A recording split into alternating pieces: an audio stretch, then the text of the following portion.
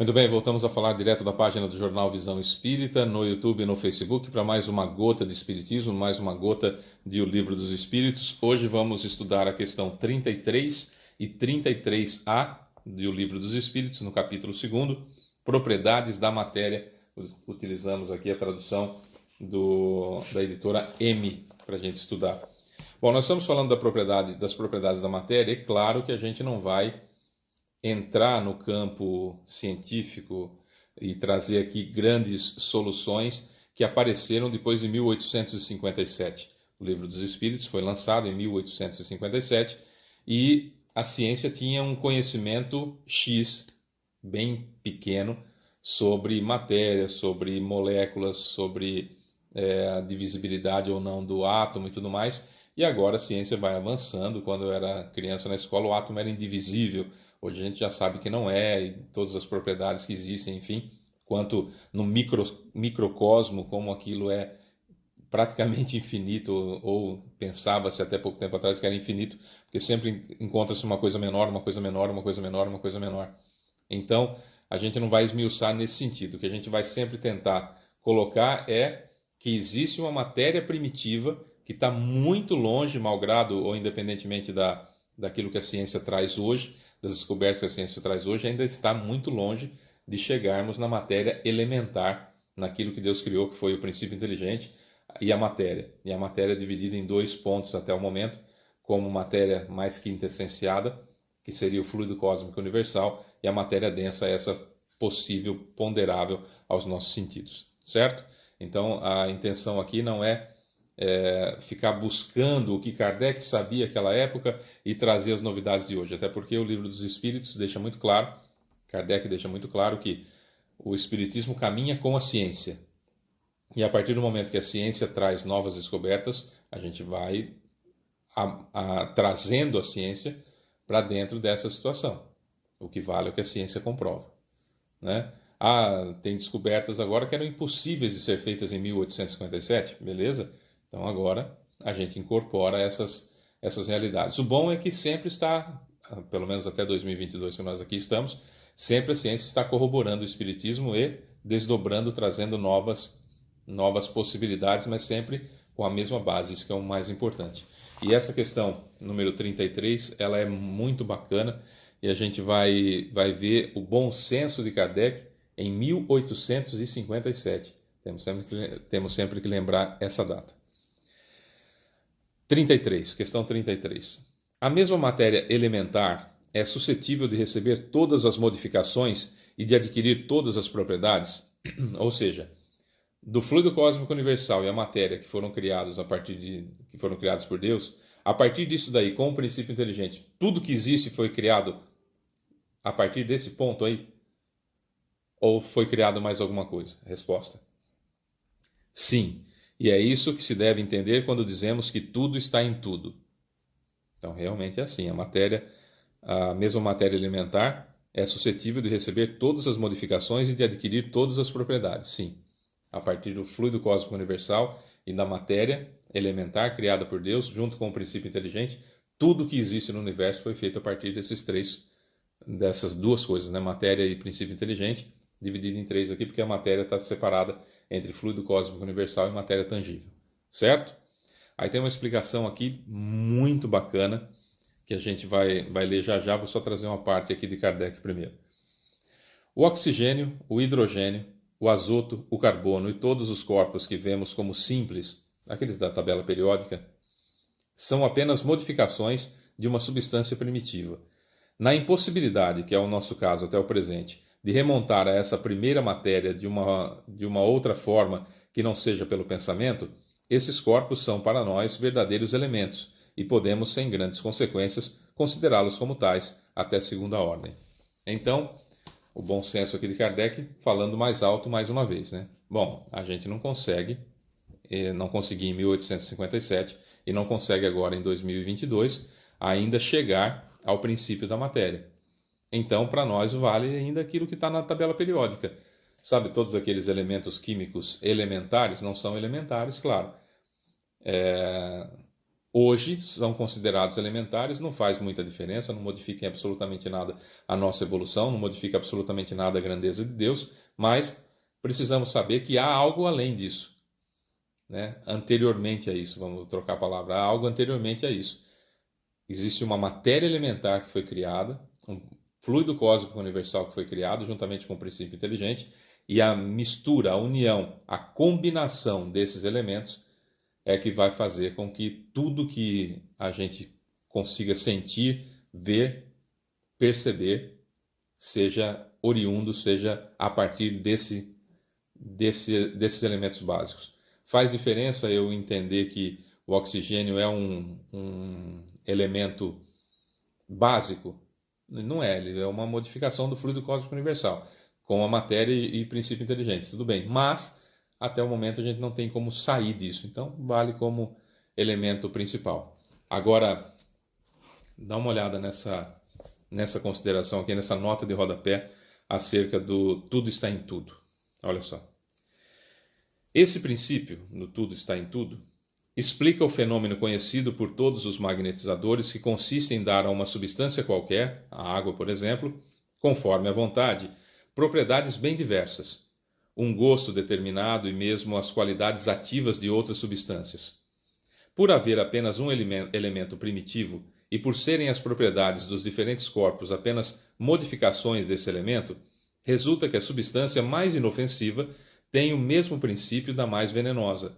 Assim, a água, formada por uma parte de oxigênio e duas de hidrogênio, torna-se corrosiva se dobrarmos a proporção de hidrogênio, que fica a água oxigenada. Uma transformação análoga, semelhante, pode produzir-se pela ação magnética dirigida pela vontade. Tá, então vamos lá. Por que é que acontecem modificações como a transformação da água em vinho por Jesus? Porque ele conhece os elementos básicos. Jesus, por ser um ser perfeito, perfeito quer dizer terminado, finalizado, que não há mais o que precisa para chegar à finalização, então Jesus já é perfeito. Então ele já conhece Deus, já compreende Deus, já sabe o que é e como é o princípio inteligente, já manipula o princípio inteligente, já manipula o fluido cósmico universal, já manipula a matéria, tanto que aqui na Terra tudo que existe foi ele diretamente que fez com os seus prepostos, certo? Tá. Então, quando Jesus foi chamado nas bodas de Caná, acabou o vinho, tal e coisa e tal, ele mandou encher os barris com água tal, e pensou, e aquilo se transformou em vinho, é porque ele modificou as propriedades da água pelo pensamento, pela vontade, por conhecer os elementos sutis, por conhecer os elementos da criação, e simplesmente modificou as moléculas, transformando aquela água em vinho. Certo? Simplesmente parece assim uma coisa até meio fácil de fazer. Para quem conhece, sim. Para quem tem conhecimento, sim. Quem é espírita, muito provavelmente já viu, ou já percebeu, já soube de algumas situações em que pela vontade, às vezes até pela imposição das mãos, embora nem precisaria, mas pela vontade, alguém fluidifica a água e essa água muda de sabor, essa água muda a sua composição e tem até propriedades curativas, propriedades analgésicas, propriedades anti-inflamatórias, enfim, aquilo que a pessoa necessita. Isso é um fato. Isso acontece, né? Há uma pesquisa muito bacana feita no Japão. Procure no Google, após esse vídeo, procura lá propriedades da água.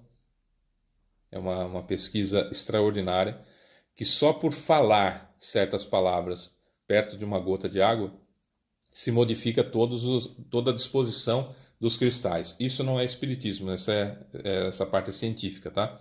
Então, você cristaliniza uma água, você muda a disposição dos cristais da água, falando obrigado, Deus, gratidão, bondade. E você desagrega, modifica, tira o formato cristalino da água com músicas com batidas desagregadoras, com palavras de ódio, com palavras de rancor, com nomes da história do planeta que remetem a sofrimento. Então a vibração que sai da pessoa remete a sofrimento, a dor, a raiva, a rancor, que isso desagrega os cristais da água, e tem as fotos. Na pesquisa da água, tem as fotos que se pode ver como que estava a gota poluída, que 15 minutos depois de exposta de um rio poluído, né? Essa gota, 15 minutos depois de exposta a gratidão, bem, Deus, amor, obrigado, a palavras que saíam da pessoa com coisa boa, com sentimento bom, essa água purifica-se e agrega o cristal, fica bonito, parecendo até uma joia. É muito, muito bacana essa pesquisa, procura lá no Google, porque o nosso objetivo aqui é trazer as informações do estudo do Livro dos Espíritos. As imagens você busca por conta no Google, tá bom?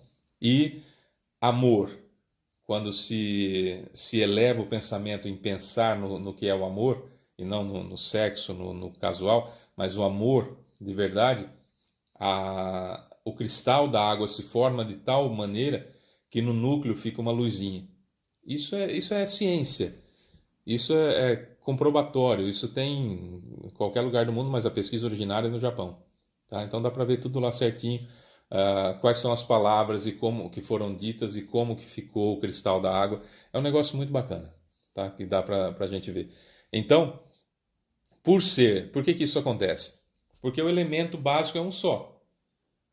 Princípio inteligente, fluido cósmico universal e matéria. A união disso e a forma com que isso é manipulado gera toda a matéria que nós conhecemos. A água, por exemplo, que é uma matéria extremamente importante e com muitas propriedades, eu consigo, através da vontade, por ser um elemento básico, tudo vir do mesmo lugar, eu consigo algumas manipulações. E, por exemplo, você pode mentalizar, dirigir, fazer uma prospecção magnética em um copinho de água, desejando um bem gigantesco e tudo mais, e sabendo como fazer isso. A questão aqui, o ponto é saber como fazer isso. Mudam-se as propriedades da água, que passam a ser, por exemplo, curadoras. Dá para fazer isso então para que a água seja deletéria? Até dá. Mas aí tem a ver com o planejamento encarnatório da outra pessoa, que pode ser nulo quando entrar no corpo dela. Senão, né, um mataria o outro com uma facilidade muito grande. Né?